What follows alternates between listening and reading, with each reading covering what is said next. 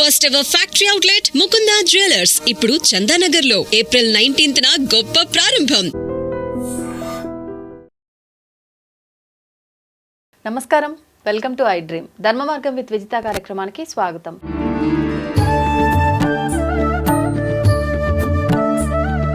ప్రస్తుతం మనతో పాటు ఉన్నారు ప్రముఖ జ్యోతిష వాస్తు పండితులు బ్రహ్మశ్రీ అన్నవరపు తిరుపతి మూర్తి అవధాని గారు. ఇప్పుడు వారితో మాట్లాడదాం. నమస్కారం గురుగారు. ఓం శ్రీ మహాగణాధిపతయే నమః. గురుగారు, అక్షయ తృతీయ అనగానే బంగారం కొనాలి అనే విషయం ప్రతి ఒక్కరి మైండ్లో వస్తుంది. నిజంగా ఆ రోజున బంగారం కొనాలా? అసలు ఏం చేయాల్సి ఉంటుంది ఆ రోజున? క్షయంబుగ కాశిలోపల అన్నపూర్ణ భవాని వై సాక్షి గణపతి కన్న తల్లివి సద్గుణావతి శాంభవి మోక్షమొసగుటకు కనక దుర్గవు మూల కారణ శక్తివి శిక్షసేతువు దుష్టజనులను శ్రీగిరి భ్రమరాంబికా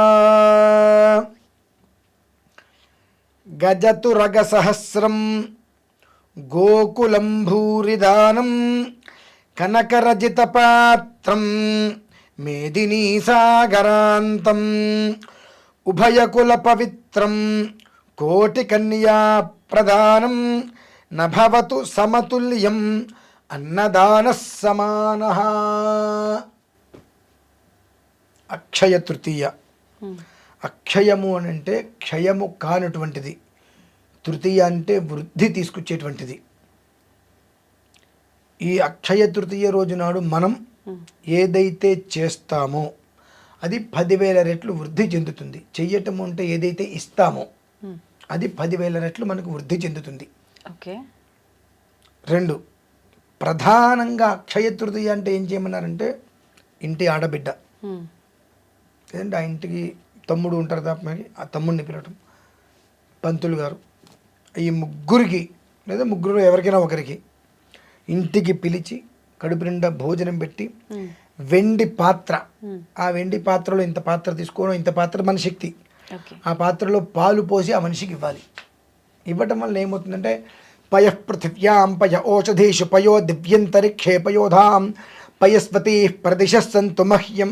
6 విధాలుగా కూడా ఎలాంటి అపనిందలు ఇబ్బందులు రాకుండా ఆ వంశము ఈ వంశము రెండూ కూడా వృద్ధి చెందుతాయి. అది అక్షయ తృతీయ అంటే. మన వాళ్ళందరూ అక్షయ తృతీయ అనగానే బంగారం కొనాలి బంగారం కొనాలి అని చెప్పి బంగారం కొని దౌర్భాగ్యాన్ని తెచ్చుకుంటున్నారు. ఆ రోజు బంగారం కొనకూడదు. పొరపాటు కూడా బంగారం కొన్నాము అని అంటే మన యొక్క దౌర్భాగ్య స్థితిని మనమే పిలిచి ఆహ్వానించుకున్నట్టు. ఎందుకనండి అంటే బంగారం కొనండి అని చెప్పి ఏ శాస్త్ర ప్రమాణంలో ఉందండి? ఒకవేళ అలా లేదు లేదు, ఓకే, లేదు కాబట్టి కొనద్దు. ఒకవేళ కొంటే ఏమైనా అవుతుంది?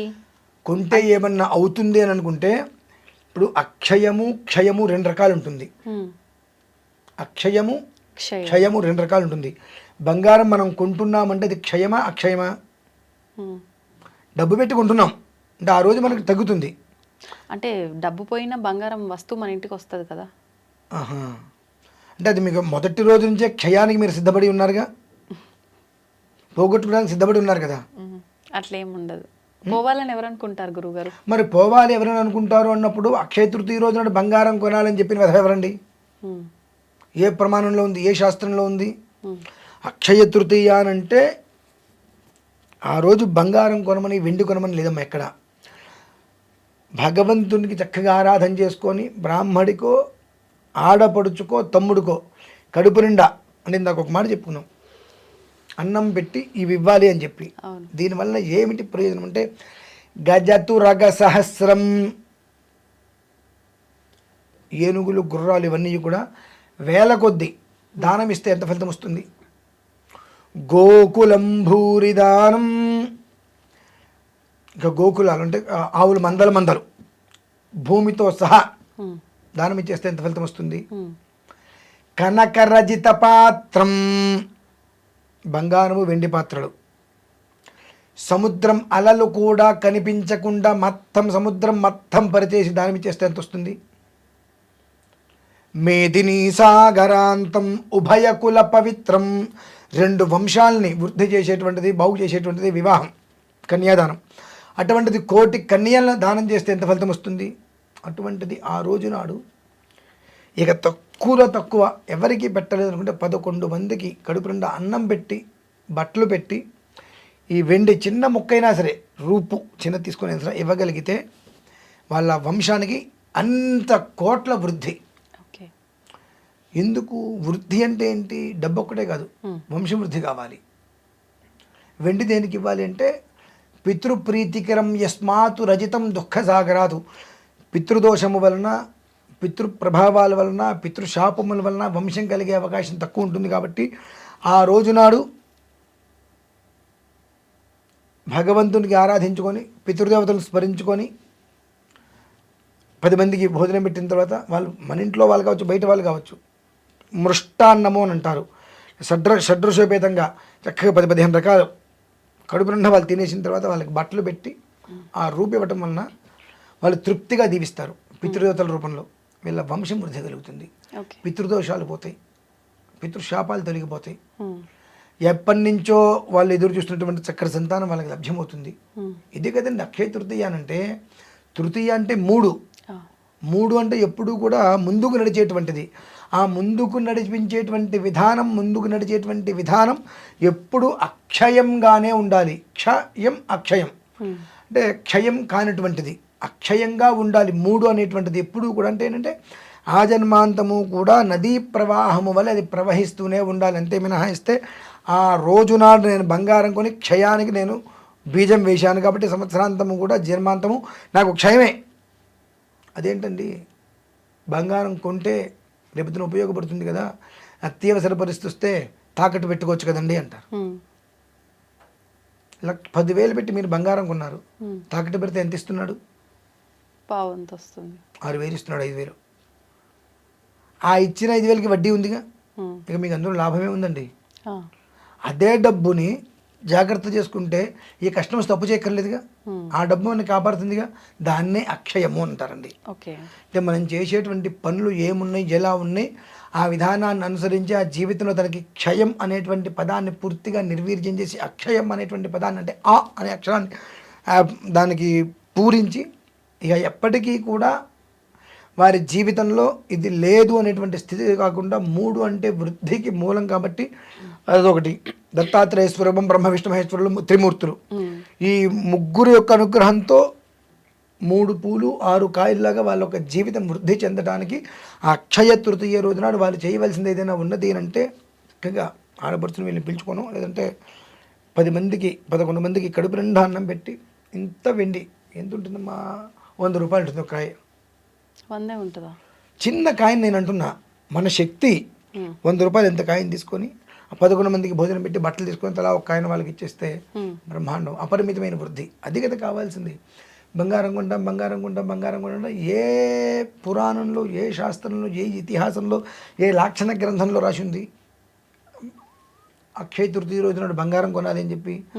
ఎవడో బుద్ధులని దౌర్భాగ్యుడు చెప్పాడు.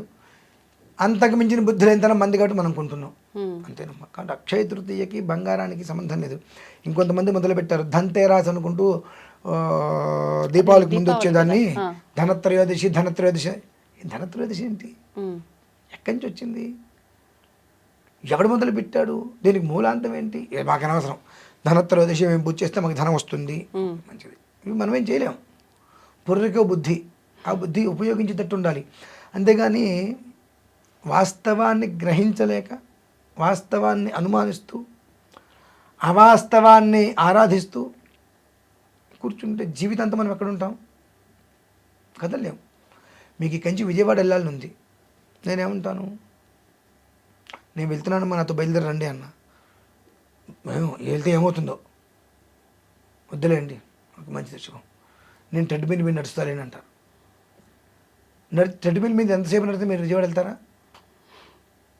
2 బస్సు ఎక్కుతాం, 10 మంది ఎవరో తెలియని వాళ్ళ మధ్యలో 11వ మనిషిగా మనం వెళ్ళటం ఉత్తమా, మనకు తెలిసిన మనిషితోటి మనం క్షేమంగా చేరడం, ఉత్తమా అనేటువంటి విషయం ఆలోచించుకోవాలి, మనం ఆలోచించుకోవాలి. 11 మంది మధ్యలో వెళ్తే క్షేమం అని మనకేమన్నా ధైర్యం ఉంటుందా? మనకు తెలిసినటువంటి ఒక మనిషితో వెళ్తే ధైర్యం ఉంటుందంటే అదే ఉండకపోవచ్చు. కానీ ఆ తెలిసిన మనిషి కుటుంబంలో అందరికీ నలుగురికి 4 రకాలుగా తెలిసిన వ్యక్తిగా ఆ మనిషితోటి బయలుదేరి వెళ్తున్నారు అన్నప్పుడు క్షేమంగా తీసుకురాకపోతే మాట ఆ మనిషికి వస్తుందిగా. కాబట్టి ఆ జాగ్రత్త అయితే ఉంటుందిగా. అది మనం ఆలోచిస్తామా, లేదంటే ఎవడో చెప్పారని చెప్పి ఏదో ఒకటి చేస్తామా? అది మన విధానాన్ని అనుసరించి ఉంటుంది. కాబట్టి అక్షయ బంగారం కొనేసేసి మన భాగ్యాన్ని చేతులారా నాశనం చేసుకోవద్దు అని మాత్రం నేను ఖచ్చితంగా చెప్తాను. ధన్యవాదాలు గురుగారు. పరమేశ్వర.